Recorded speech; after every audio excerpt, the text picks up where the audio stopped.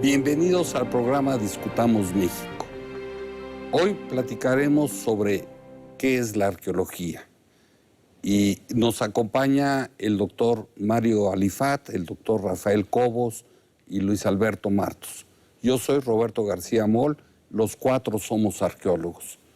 La primera pregunta que les haría yo, y un poco abreviando lo que es el siglo XIX y sus antecedentes sobre la formación de la arqueología, que eso ya sería otro tema, empecemos con el siglo XX. ¿Qué definición me puedes dar, Rafael, sobre qué es la arqueología? La arqueología es una ciencia que se enfoca al estudio del comportamiento humano.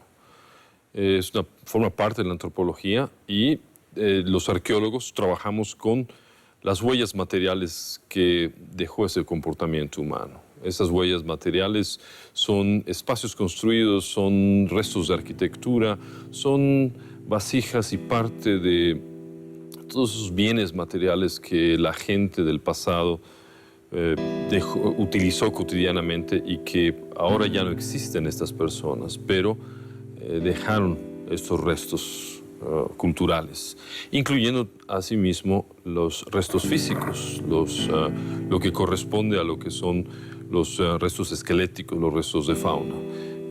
La idea del trabajo arqueológico es esa reconstrucción, es ese intento por comprender y explicar un comportamiento, formas de hacer y de las cosas diariamente y cómo impactó eso desde el punto de vista social y cultural en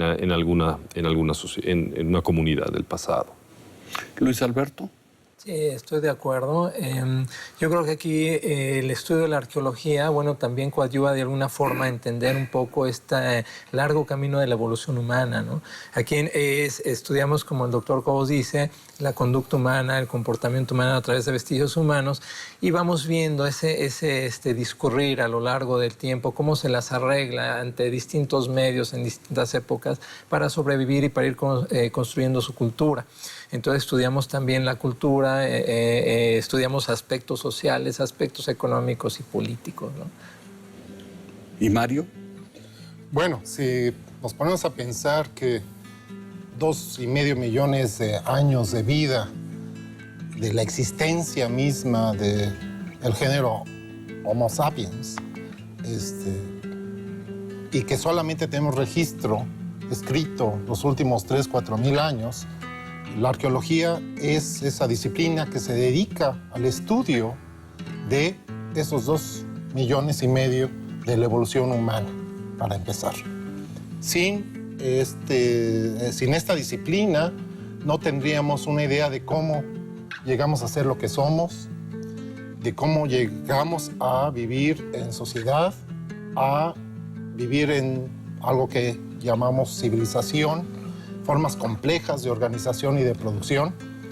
Entonces la arqueología es esa disciplina que nos brinda la oportunidad de conocer ese viaje del ser humano desde el punto de vista cultural y evolutivo, de la evolución de sus sistemas, para poder entender qué es lo que estamos haciendo hoy desde lo que sí conocemos, que es este pasado cercano que nosotros como arqueólogos vamos construyendo.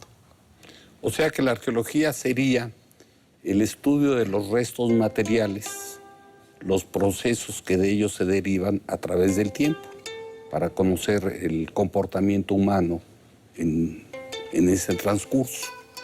Hemos inventado como arqueólogos, bueno, como instrumentos de trabajo, el dividir las cosas, el limitar las cosas para poder dar una explicación más o menos coherente, ¿no? Hemos inventado un preclásico, un clásico, un posclásico, que no son más que, bueno, la gente de las aldeas del formativo o del preclásico no se llamaban a sí mismos preclásicos, ni Teotihuacán se llamaba una ciudad clásica, ¿no? Tendría su nombre pero son instrumentos que utiliza el hombre. y así hemos utilizado también las regiones o las áreas dentro de estos límites de lo que llamamos Mesoamérica, ¿no? ¿Qué nos puedes decir al respecto, Luis Alberto? Pues exactamente, o sea, son como parámetros, ¿no? que tomamos, son arbitrarios, por supuesto, ¿no? O sea, hay periodos muy antiguos, ¿no? De la prehistoria, que también de acuerdo a ciertos eventos importantes, a ciertos materiales que de repente dominan en ciertos momentos, bueno, uno tiende a nombrarlos de esa forma para identificarlos y distinguirlos de otros tiempos, de otros momentos, de otras industrias, de otros comportamientos. Son simplemente, como tú bien dices, Roberto, pues herramientas que nos ayuden para toda esta interpretación, ¿no? Nosotros trabajamos básicamente pues, con esos restos materiales, ¿no? Y tenemos que buscar precisamente, ¿no? Estos límites no podemos abarcarlo todo, ¿no? De hecho, yo creo que algo muy importante, ya que nos ubicas en este siglo, es bueno, la sorprendente especialización que se ha venido dando en el campo de la arqueología, sobre todo ya en las últimas décadas, ¿no? Que precisamente nos permite enfocarnos sobre estos periodos, estos tiempos o estos temas, estos tópicos específicos que le puede interesar a algún investigador, ¿no? Entonces, yo creo que también es lo que marca también mucho la diferencia entre esta arqueología que se hizo en el pasado, en el siglo XIX para atrás, y la que estamos haciendo en este siglo, ¿no? Rafael. Sí, obviamente reconociendo la complejidad social, la complejidad de la cultura, resulta obvio que ahora tengamos un trabajo más interdisciplinario. Si vamos a reconstruir dietas, si vamos a reconstruir ambientes, si tratamos de explicar qué era lo que estaban comiendo, reconocer qué especies de animales estaban ingiriendo, cuál era el menú que se servían en las mesas de, por ejemplo, de los pueblos del Nuevo o del Viejo Mundo, cuáles eran las creencias en un momento dado de estos individuos.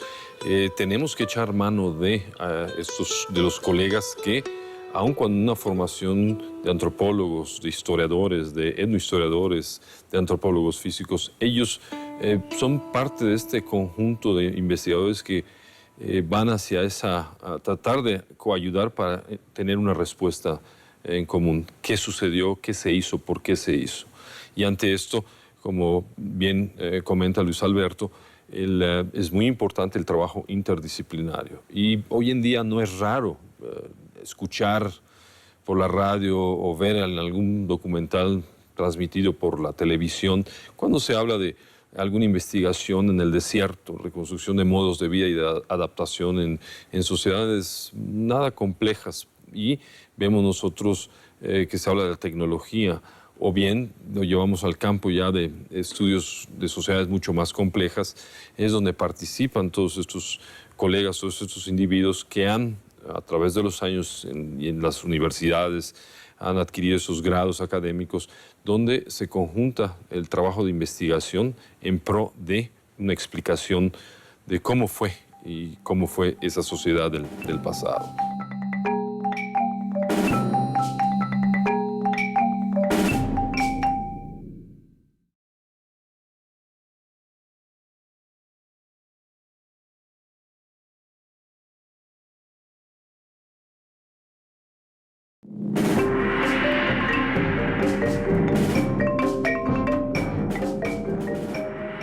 Vemos nosotros que se habla de la tecnología, o bien lo llevamos al campo ya de estudios de sociedades mucho más complejas, es donde participan todos estos colegas, todos estos individuos que han, a través de los años y en las universidades, han adquirido esos grados académicos, donde se conjunta el trabajo de investigación en pro de una explicación de cómo fue y cómo fue esa sociedad del pasado.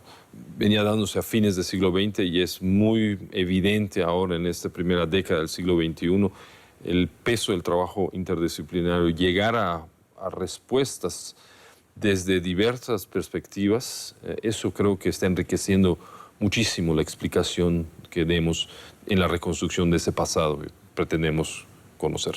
Bueno, de esta explicación nos puede hablar un poco más Mario Alifat, dado que se ha metido mucho en el campo de la domesticación de plantas, de animales, y en laboratorios. ¿Qué nos puedes platicar de eso, Mario? Bueno, lo interesante es que en ciencia lo que se hace normalmente es dividir el todo en sus partes. Y es parte del método científico tratar de entender todo sobre algo muy particular. En antropología y en arqueología se sigue también este procedimiento, por eso la división en tiempos de adaptaciones o de formas de vida, en el preclásico, clásico, posclásico, cómo se hacen estos tipos de investigaciones, en particular a las adaptaciones de ese tipo de organización social.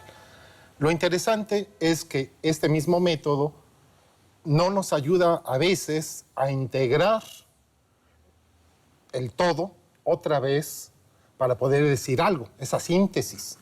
Y yo pienso que en arqueología parte de esta combinación de ciencias y humanidades, de ciencias y ciencias sociales, tenemos un poquito de oportunidad de integrar la información y proponer un paradigma, un modelo de cómo funcionaron o cómo están todavía funcionando muchas de estas culturas mesoamericanas previas. O sea que sería una interpretación de la información. Es una interpretación, pero con bases científicas. De acuerdo. Y no nada más pensar de que pudo haber sido así. No, tenemos evidencia que esta gente comía maíz desde tal fecha, que este maíz era primitivo, que después tenemos un maíz ya más domesticado, hasta que tenemos un pequeño elote o lote, hasta llegar a los maíces jala, que son gigantescos, ¿no? Sí. Que son cosas fantásticas. Esta hiperevolución de una planta natural que ha sido tomada por los seres humanos, domesticada, para vivir de ella, que es la plataforma o la base económica de los pueblos civilizados americanos. Y eso es precisamente representa para llegar a esta explicación no solamente el contexto de la excavación arqueológica, el trabajo que se hace en laboratorio de estas unidades, o sea, no solamente manejamos estos periodos grandes de tiempo, sino que con fines científicos, como han indicado aquí los colegas, volvemos a esto tenemos que sacar todavía unidades más pequeñas que nos faciliten el comprender esta inmensidad de datos, hacerlos mucho más manejables, fáciles de interpretar y fáciles de compartir ante otros colegas. El principio está en la excavación. En la excavación con una documentación adecuada, que entiendo ha evolucionado a través del tiempo. Hoy, en teoría, se documenta mucho mejor que hace 50 o 60 o 70 años, ¿sí?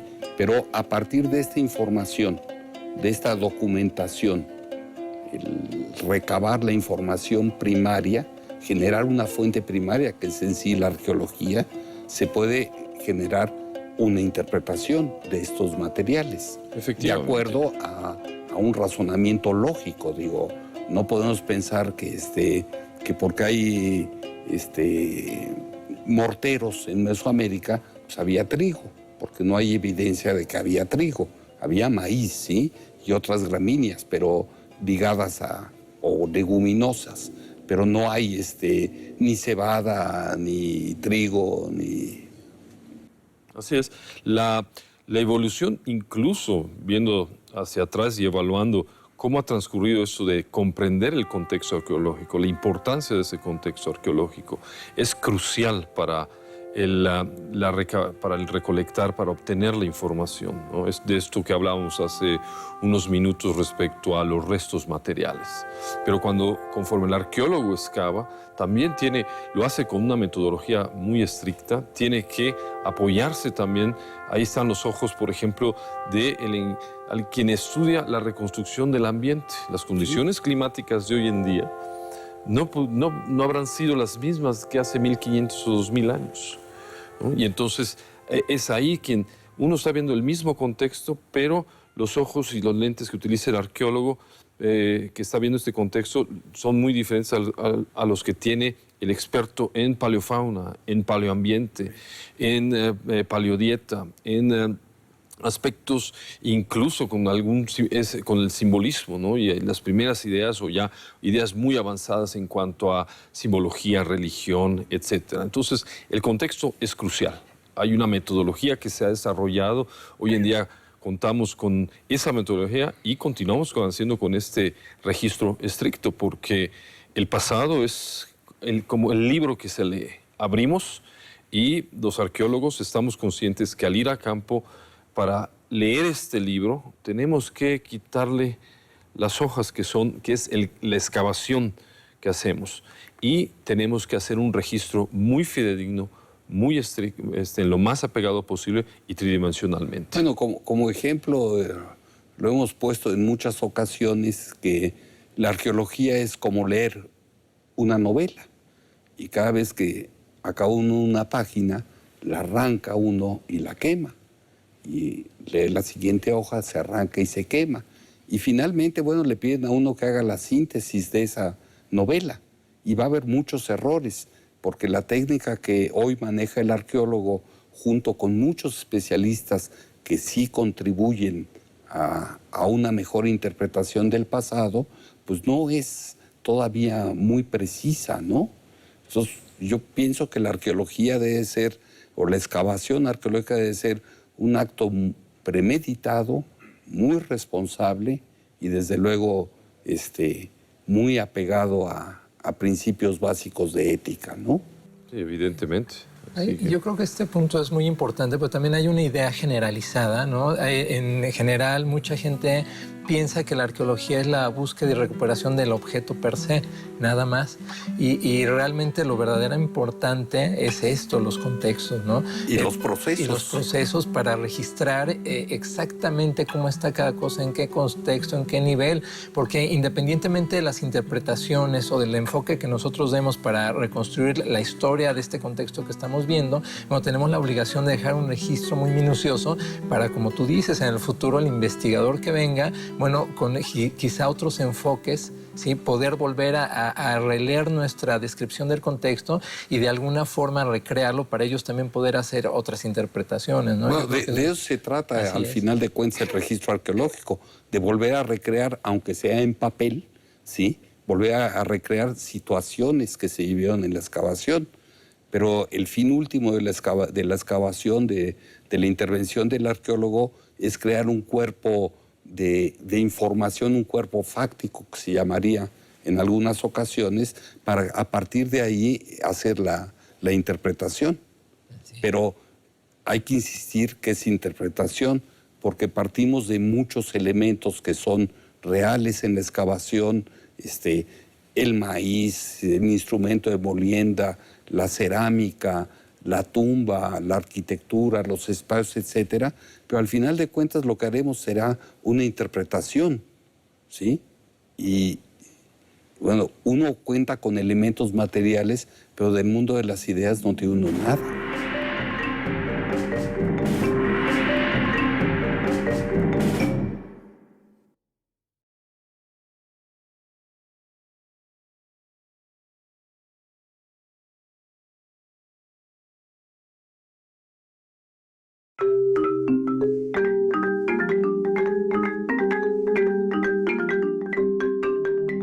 El maíz, el instrumento de molienda, la cerámica, la tumba, la arquitectura, los espacios, etcétera, pero al final de cuentas lo que haremos será una interpretación, ¿sí?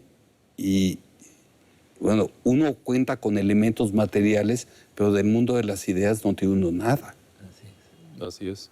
Y también parte de esto en la madurez dentro del campo científico que ha adquirido en los últimos 50, 60 años la arqueología, viene todo eso de cuando uno llega, el arqueólogo llega a donde está el contexto, hay que también explicar cómo se ha formado ese contexto previo a la excavación. No es nada más llegar y empezar a excavar, es que hay todo también un proceso de cómo es que se formó, qué sucedió entre el tiempo que esta comunidad, esos individuos dejaron de existir y desaparecieron de la faz de la tierra y el momento en el cual llega el arqueólogo. Hay un indeterminado número de años de situaciones debido a animales, a a factores de interperismo, lluvia, viento, terremotos.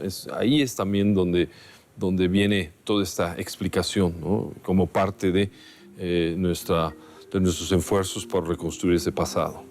Bueno, hablando de esto en algunas situaciones, por ejemplo, cuando hablamos de Teotihuacán, ¿sí? Decimos que Teotihuacán tuvo una vida de 500 años. Es mucho tiempo. La Ciudad de México no tiene 500 años. Desde la fundación por Hernán Cortés a la fecha no tiene 500 años. Y hablamos con una ligereza 300 años, 200 años. Claro, es con la ligereza que el astrónomo habla de los tiempos de la galaxia, ¿sí? 50 millones de años, 600 millones de años. O el geólogo habla de 20 millones de años, 2 millones de años, ¿no? 20,000 años, ¿no? Dice. Entonces yo creo que sí habría que, para el público en general, aterrizar mucho las situaciones, ¿no? Para que se entiendan que no es tan fácil definir las cosas, ¿no? Por eso pienso que ¿cuáles serían los límites de la arqueología? Pues yo considero que algunos de esos límites están en que son las aproximaciones que podemos hacerlo para poder explicar cómo pudo haber funcionado un sistema ideológico, cómo pudo haber funcionado, digamos, palacios o grupos, o la sociedad que vivía, los miembros de la sociedad, de una élite que consumía y que vivía pues, en las mejores condiciones, versus también a grupos de individuos que en sociedades complejas tenían que trabajar y para estos individuos de la élite. Son las aproximaciones, son aquellos esfuerzos que tenemos, pero sí hay otras muchas respuestas, hay otras muchas preguntas, las cuales difícilmente tendrán respuesta. También considero que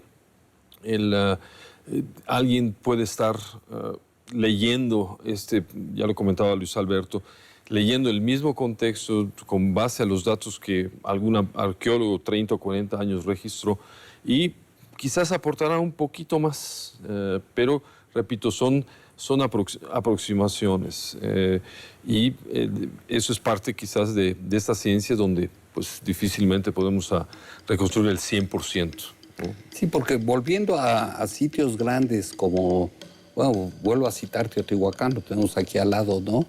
Teotihuacán o Monte Albán o Chichén Itzá o algún otro sitio grande, Tajín, por ejemplo, son 200, 300, 500 años de vida, pero tienen una evolución interna. O sea, no desde el principio en Teotihuacán estaban todos los edificios que hoy vemos. Todos los edificios que hoy vemos solamente están presentes al final de Teotihuacán, pero no en su evolución. La evolución es muy larga y con muchos matices que escapan a la percepción del no especialista en estos temas, ¿no? Incluso a veces a algunos especialistas, pero ese ya es otro asunto, ¿no? Mario. Sí.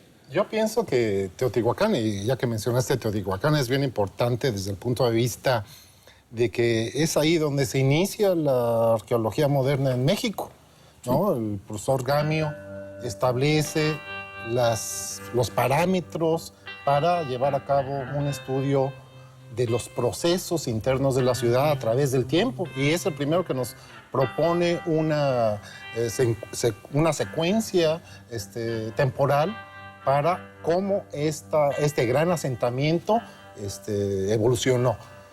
Antes de él tenemos a Batres usando dinamita y usando No, cosas... eso tampoco es cierto. Lo de Batres de la dinamita no es cierto. Haciendo cortes de una pirámide, aumentándole pisos. Ahí alguien se equivocó en el cuento. Batres no usó dinamita. El que usó dinamita fue Gamio.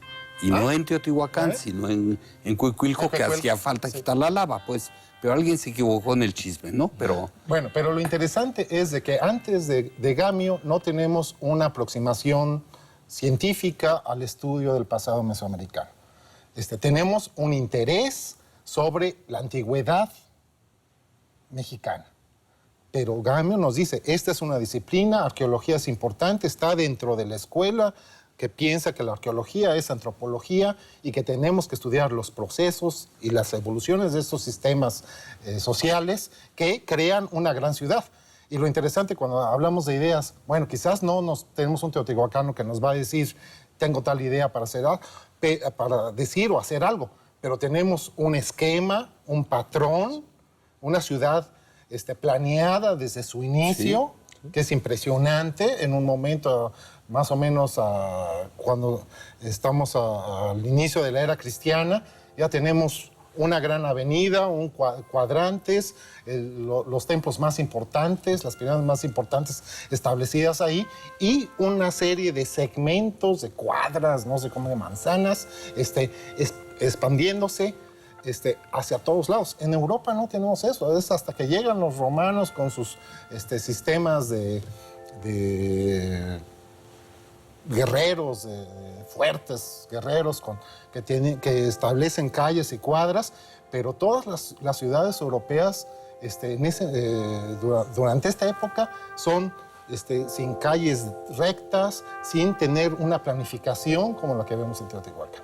Entonces, lo importante aquí es, tenemos que tener la metodología, la visión, el registro cuidadoso de lo que hace el arqueólogo y propuestas de que hay una continuidad también, no solamente del elemento arqueológico, sino de los pueblos actuales. Y Gamio termina su carrera, deja la arqueología y se vuelve antropólogo social y hace ese famoso trabajo sobre la evolución de las comunidades actuales en la región de Teotihuacán, en el Valle de Teotihuacán. Entonces, es uno de los primeros que integra otras disciplinas y que va más allá del estudio de una cerámica tal o de algo en particular, sino intenta, quizás fue exitoso, quizás no, pero intenta integrar esta visión de que la arqueología es parte de un esfuerzo para conocer el comportamiento humano, el pensamiento humano y la obra de los seres humanos.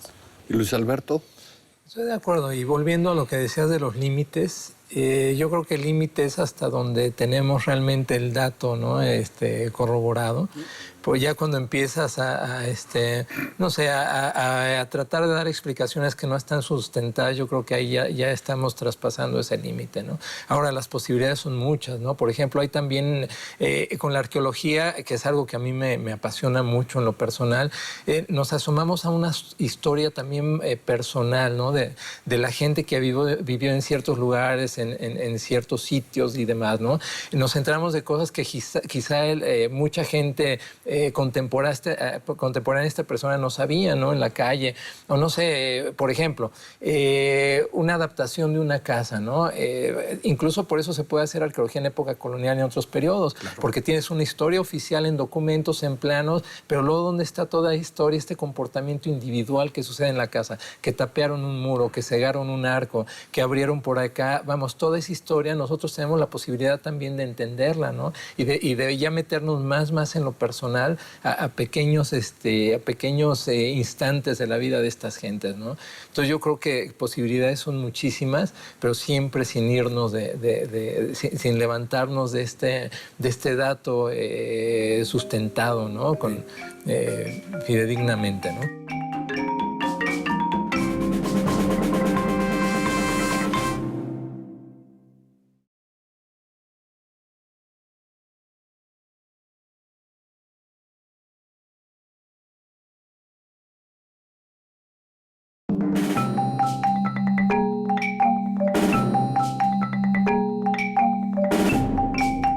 Pero luego, ¿dónde está toda la historia, este comportamiento individual que sucede en la casa? Que tapearon un muro, que cegaron un arco, que abrieron por acá. Vamos, toda esa historia nosotros tenemos la posibilidad también de entenderla, ¿no? Y de ya meternos más en lo personal, a pequeños instantes de la vida de estas gentes, ¿no?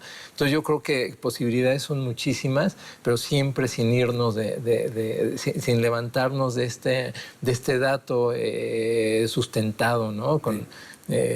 Fidedignamente, ¿no? Que es algo que resulta, a mí por lo menos me resulta, pues, por llamarlo de alguna manera, llamativo, ¿no? Que nos ocupamos mucho de los sitios, de las grandes urbanizaciones, de las buenas piezas de cerámica o de los artefactos finamente tallados en concha, en piedras verdes, etcétera, ¿no? Pero del ser humano que los hizo, poco trabajo tenemos. O sea, de la persona, del hombre que realizó todo esto, que sintió estas cosas, que las sufrió, etcétera, poco sabemos. Yo creo, Poco oficialmente se le da el peso al estudio de los restos óseos de estas personas. Pocos antropólogos físicos conozco que tengan realmente esta vocación de ir un poquito más allá, ¿no? Yo creo que sí, es la parte humana que está atrás del objeto, ¿no? Bueno, y yo creo que de ahí el objeto no existiría si no fuera por eso. Yo creo que, bueno, todo objeto encierra numerosas metáforas, ¿no? Y que hablan de la tecnología, del conocimiento, de la experiencia de la gente que lo creó. Entonces, nuestro papel como arqueólogos es precisamente, en base a un buen registro, en base al apoyo interdisciplinario, tratar de desprender todas esas metáforas que nos van a hablar de ese hombre que está atrás de ese objeto, sea una punta, sea una vasija, sea un edificio, sea un mural, ¿no? O sea una ciudad completa. Yo creo que eso es lo más apasionante de este trabajo, ¿no? Bueno, la arqueología tiene otra faceta que es que nos apropiamos del trabajo de muchas otras disciplinas, ¿no? ¿Qué otras disciplinas concurrirían para el trabajo arqueológico de manera, yo te diría que no importante, sino vital? Porque muchas de las interpretaciones se logran a partir de la inclusión de estas otras disciplinas de las cuales el arqueólogo echa mano y de sus especialistas, desde luego, ¿no? Yo pienso que la arqueología actual tiene que ser interdisciplinaria, con una perspectiva especial y tomando o echando mano de todas las disciplinas posibles. Y yo divido las partes físico-químicas, las disciplinas físico-químicas y las biológicas, y después las ya propiamente antropológicas. Entonces usamos física, usamos química, para poder analizar el objeto en sí, ¿no? O sea, de dónde viene tal material, es de esta región o viene importado desde tierras lejanas, cuál es la geografía de la región, cuál es la geología de la región. Uno de mis intereses particulares es precisamente cómo se conforma un paisaje desde el punto de vista geológico, después geomorfológico y después con las ciencias biológicas, la botánica, todo este tipo de la zoología, todo este tipo de perspectivas, hacer que sea como una unidad de estudio integrada donde están los seres humanos adaptándose, modificando a través de la tecnología y la cultura ese ambiente, y cuando hay restricciones para su desarrollo, nuevas tecnologías son utilizadas, hay cambios drásticos y nuevos asentamientos o formas de hacer las cosas se establecen. Entonces tenemos que tener todas estas diferentes disciplinas para poder proponer si hubo un cambio o no. Por ejemplo, en palinología, una de las cosas fascinantes es cuando vemos los pulsos a través del tiempo de las diferentes comunidades de vegetación, podemos ver exactamente el momento en que está una selva siendo deforestada. Tenemos el inicio del pulso del polen de maíz, quiere decir que hay seres humanos sembrando maíz y que son los que están deforestando. Tenemos elementos que demuestran que hay una quemazón causada, y después tenemos evidencia de cómo la selva retoma el polen de los bosques de la selva, de los árboles de la selva, retoman ese pulso, y los seres humanos son, en algunos lugares de la región maya, dejando pequeños destellos de presencia desde el punto de vista de la deposición de polen antropogénico. Entonces es bien interesante. Hace un momento nos hablabas de límites. Lo más emocionante de la arqueología actualmente es que cada día estamos empujando esos límites. Antes era el límite del registro de lo que observaba el arqueólogo cuando quitaba esa hoja que mencionaste.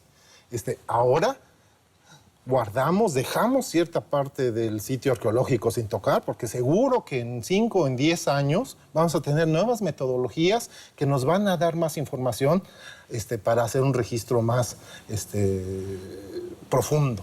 Entonces, lo interesante aquí es que el cambio científico actual, el uso de computadoras, el uso de nuevas técnicas de fechamiento, técnicas de elaboración de elementos cognitivos o de ciencias, yo creo que empuja los límites de la arqueología cada día y lo hace todavía más emocionante, aunque también lo hace más difícil. Ahora tenemos que ser expertos en un montón de cosas, ¿no? Rafael, ¿y Sí, a ti qué has incorporado de nuevas disciplinas a la arqueología? Prácticamente. ¿Cómo haces la arqueología, vamos a decir, moderna? Moderna. Yucatán, pues. Tres cosas, ¿no? O sea, primero es en el empujar estos límites, en el constante ponerle carne al esqueleto, ¿no? Sí. Tratar de tocar y de hablar con estos individuos que ya no están. En primer lugar, por ejemplo, están en el uso de la tecnología y del trabajo interdisciplinario, el análisis de las pastas. O sea, hubo un alfarero ahí que hizo vasijas, ¿no? Una alfarería de diferentes maneras, donde obtuvo su arcilla. Y los análisis precisamente de estas pastas, o sea, están obteniendo arcilla, ¿de dónde? Están utilizando ceniza volcánica, ¿de qué volcán? Entonces, hoy en día, con los estudios tan precisos de gente que reconoce cenizas volcánicas y laboratorios que nos pueden llevar a determinar si las arcillas de donde se obtuvo, de qué volcanes incluso. Sí, las fuentes de las materias primas. Las fuentes de materias primas. Y entonces aquí es, como comenta Mario, es aquí ya empujamos este límite porque podemos precisar, no, es de la zona de Veracruz y además del centro de Veracruz. O no, pudiese ser de la zona de los Altos de Guatemala o de Chiapas, ¿no? del noroeste de Chiapas. Otro ejemplo es, por ejemplo, el análisis de suelos sobre en esta arquitectura delimitada por muros. Hay pisos, aparecen estos pisos de estuco, pisos sobre los cuales se derramó líquido. Hoy en día podemos determinar de qué líquido se trata. Es un líquido producto de algún ritual muy elaborado, o alguien se le rompió una vasija y quedó el líquido ahí, o se trata quizás de sangre. El líquido se tiene que ver con la preparación de alimentos después de haber remojado el maíz. Hoy en día estos análisis de fosfato nos ayudan a trabajar esto, ¿no? A identificar. Y por último, las nuevas tecnologías de GPS y aparatos, ya de estaciones totales, donde podemos ir a campo y no solamente estar haciendo un registro ya muy acuicioso de la morfología de estas antiguas comunidades, sino también saber dónde queda esto, o dónde están ubicados estos sitios que hace 50, 60 años eran más o menos 20 kilómetros al norte, le doblabas a la derecha otros 25 kilómetros, 10 minutos. Le quitan a uno la brecha y ya se perdió. Sí, ¿no? así es, ¿no? O llegabas 2 o 3 años y ya se te había cerrado la brecha. Sí. Entonces, es ahí donde yo sí veo que hemos incorporado esta nueva tecnología a la arqueología y con beneficios tremendos.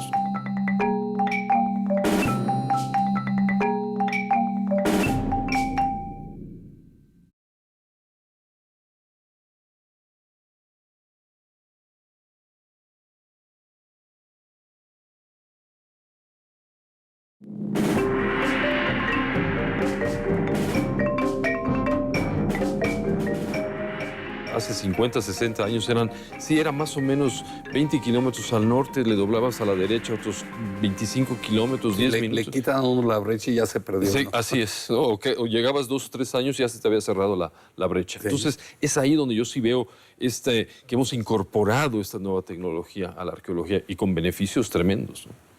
sin lugar a dudas. ¿Y tú, Luis Alberto? También las reconstrucciones virtuales también son espléndidas, Sí. ¿no? En base a tus registros, a tus planos, puedes, vamos, jugar a recrear cómo se veía, cómo lucía, qué distribución tenía y además cómo va evolucionando un edificio, ¿no? Una pirámide, una acrópolis, lo que quieras, ¿no? Todas son herramientas muy importantes. Recuerdo también, por ejemplo, en biología en Baja California, en los concheros prehistóricos, pues que, vamos, antiguamente nada más se recogían las conchas y ya, ¿no? Punto, se hacía algún registro y demás. Ahora tiene que ser mucho más detallado porque ya también en base a pruebas químicas, en base al apoyo de la biología, ya puedes saber, por ejemplo, cómo se fueron acumulando, cuántos eventos o más o menos acercarte en qué periodo de tiempo la gente desechó. Un conchero es el desecho de gente que consume pues ostras, caracoles y va tirando todo esto. Entonces hay acumulaciones que uno puede ir distinguiendo y además no solo eso, en base a la identificación de la especie, uno puede saber en qué época del año extrajeron este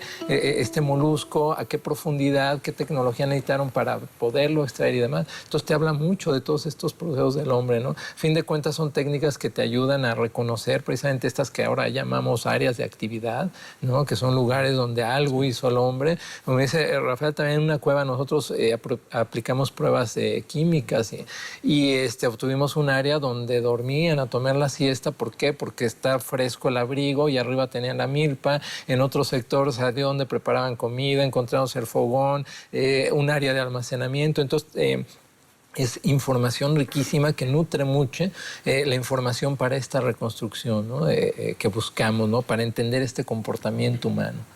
Ahora, de manera breve, ¿cuáles serían los aportes, según Rafael Cobos, de la arqueología a la fecha?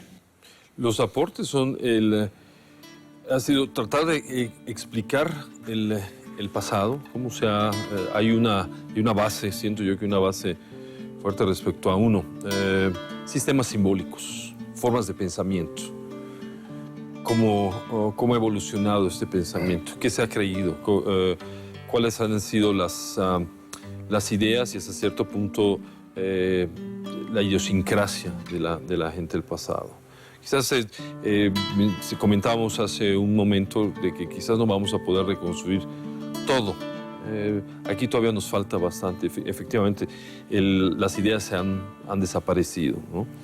Pero sí tenemos unas primeras ya aproximaciones en cuanto a esas formas antiguas de pensamiento. Dos, la forma de organización de las comunidades. Vemos nosotros que uno de los aspectos interesantes es de que en los años 50, en la década de los años 50, 60, con los avances de la arqueología en el Viejo Mundo, llegan y nos dicen es que la forma de las comunidades urbanas de México y en el Nuevo Mundo tienen que ser comunidades que están viviendo de forma compacta. Y hoy en día vemos que la forma compacta como se manifiesta en Teotihuacán, aquí en el centro de México, fue nada más una expresión de urbanismo del pasado. Uno se va al trópico, en las zonas de Veracruz, podemos pensar el bosque tropical lluvioso de la península de Yucatán, Chiapas y Tabasco. Es un asentamiento disperso que dio a urbes. Entonces no se conforma. Entonces vemos, hay otro tipo de organización interna. ¿Por qué se da esto? No, la diversidad es impresionante en el territorio, ¿no? Y efectivamente, también explicar las formas de organización tan compleja en cuanto a producción. O sea, yo creo que ahí vienen estas aportaciones que da la arqueología que hemos estado haciendo en México. Y esto va a ser interesante porque se suma al común a este diálogo universal que tiene el arqueólogo que trabaja en Australia, la India, China, norte de África, etcétera. Luis Alberto. Pues además del conocimiento, aquí en México en particular, yo creo que un gran aporte de la arqueología es que está muy vinculada precisamente con la protección del patrimonio arqueológico, cultural, ¿no? Y a fin de cuentas también de este estudio, de este conocimiento de las culturas y sociedades antiguas, bueno, también ahí fundamentamos mucho la construcción de nuestra identidad, ¿no? Entonces yo creo que es también un aporte importantísimo de la arqueología en este país, ¿no? Esta injerencia en la construcción de esta identidad nacional también, ¿no? Mario.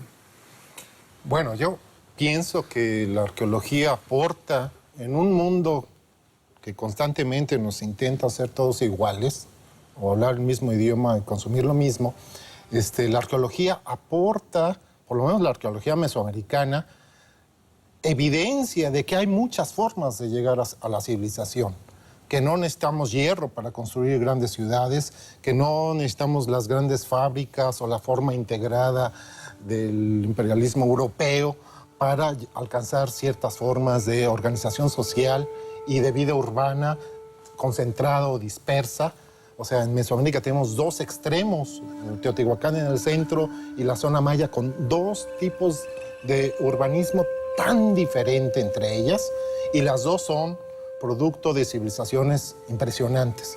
Entonces yo pienso que la arqueología no solamente nos está dando esos 2 millones y pico de años de visión del ser humano, sino en particular a las diferentes culturas o civilizaciones o estado-nación, nos da una perspectiva de que podemos tener nuestra propia forma de desarrollo interno, tener nuestras propias metas, sean buenas o malas, pero serán propias, y aportar entonces sí algo al común de la humanidad, pero desde una perspectiva que tome en cuenta de dónde venimos y quiénes somos, ¿no? Yo no soy de Estados Unidos, no soy europeo, tengo elementos de la cultura europea, porque estamos en México y fue conquistada por una cultura europea, pero tenemos una visión sui generis de México y de lo que podemos aportar.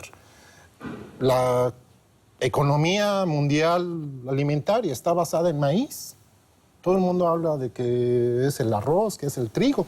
Es maíz, es lo que comen las reses de los grandes productores, centros productores de carnes en el mundo. Todo es maíz. Y aquí tenemos problemas de que queremos esa gran plataforma, por ejemplo, que tenemos de maíz, esa gran base económica, de esa gran diversidad biológica, producto de la actividad humana, queremos de alguna manera reducirla a 3 o 4 variables en manos de compañías privadas que están interesadas en la producción puntual de algo para un consumo internacional homogéneo. Lo padre es no ser homogéneos, ser únicos. El tema de la arqueología yo creo que nos daría como para otros, no sé, 10 programas más, ¿no? Con todos sus matices y problemas que se dan alrededor, ¿no? Pues yo les agradezco mucho la participación a los 3 y muchas gracias. Pues gracias. Un placer estar aquí. Gracias.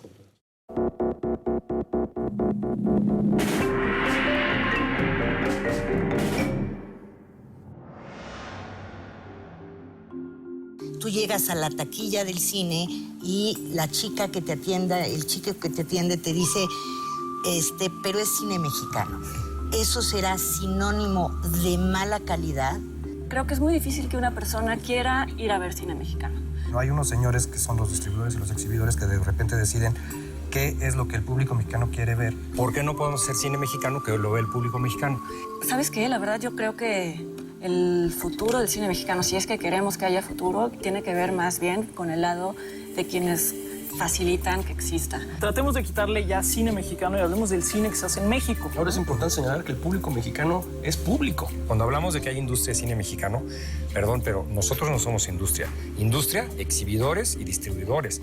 La industria de la producción, somos un tallercito.